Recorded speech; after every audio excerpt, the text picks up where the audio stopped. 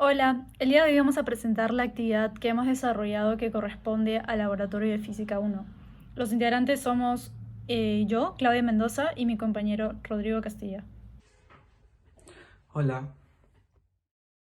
Los objetivos planteados para esta actividad son el poder determinar los coeficientes de rozamiento estático y cinético a través de dos experimentos, poder determinar la propagación de error causada por los instrumentos de medición empleados y finalmente poder dar los resultados considerando la incertidumbre calculada. Todo esto puede ser desarrollado gracias a la teoría previamente ya expuesta en clase. Para el experimento 1, que es lo que corresponde al coeficiente de fricción estático, los materiales que usamos son los siguientes. Una wincha, el objeto de nuestra elección fue una caja de jabón, nuestra superficie plana, que fue una madera, y nuestra medición de ángulo fue con un transportador digital Pyfox. como se puede ver en el video, se comienza con la superficie plana en posición horizontal. Luego poco a poco se va alzando.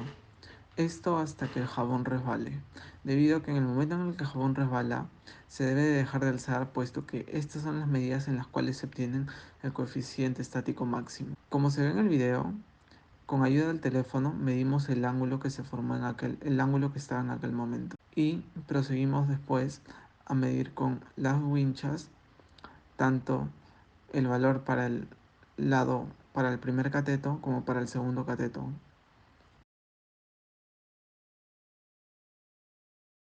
Para el segundo experimento, que es lo que corresponde al coeficiente de fricción cinético, los materiales que usamos son los siguientes. Una wincha, el objeto que escogimos fue un paquete de galletas, nuestra superficie plana que fue una superficie de madera, y el cronómetro digital, que es una aplicación de teléfono. Al comenzar este video podemos ver un ángulo. Este es el ángulo de elevación que tiene la superficie plana. Se busca que esté estable para poder tener la misma medida y que el experimento cada vez que sea realizado sea con la mayor similitud posible. Como se verá, simplemente deja deslizar el objeto y con ayuda de un reloj se cuenta cuánto tiempo se demora. No se ve en el video, pero también se deben de medir las longitudes que forman el triángulo rectángulo que forman la hipotenusa, que vendría a ser la superficie plana, la mesa, que sería un cateto, y la altura entre la punta de la superficie plana y la mesa, que eso vendría a ser otro cateto.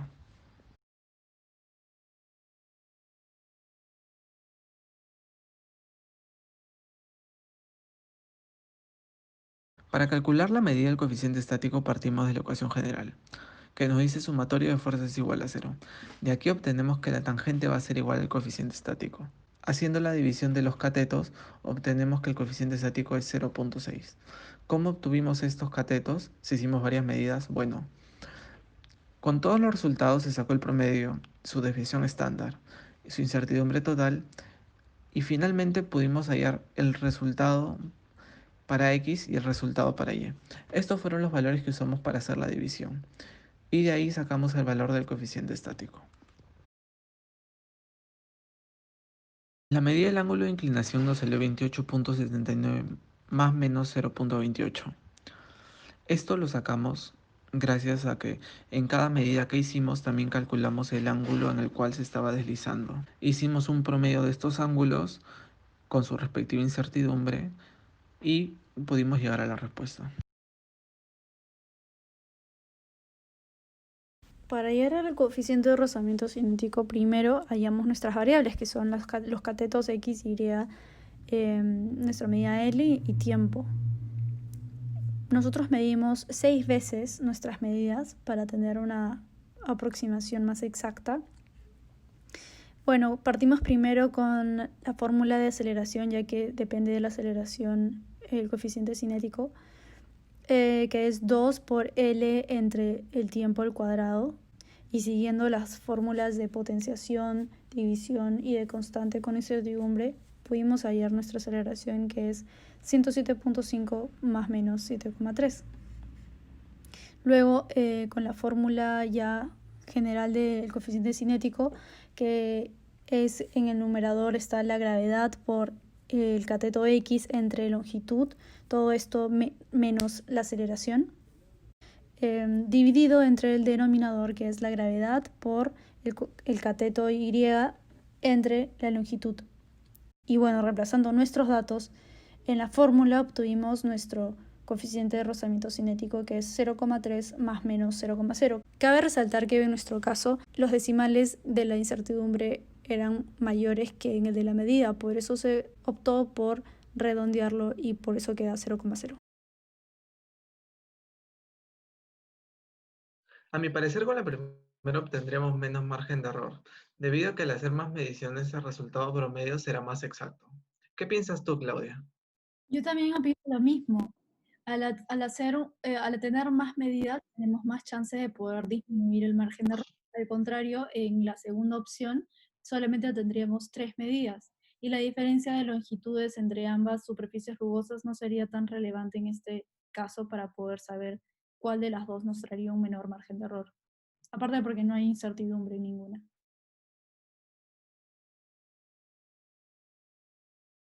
Hicimos un cambio en los experimentos, en lo que viene a ser el coeficiente cinético.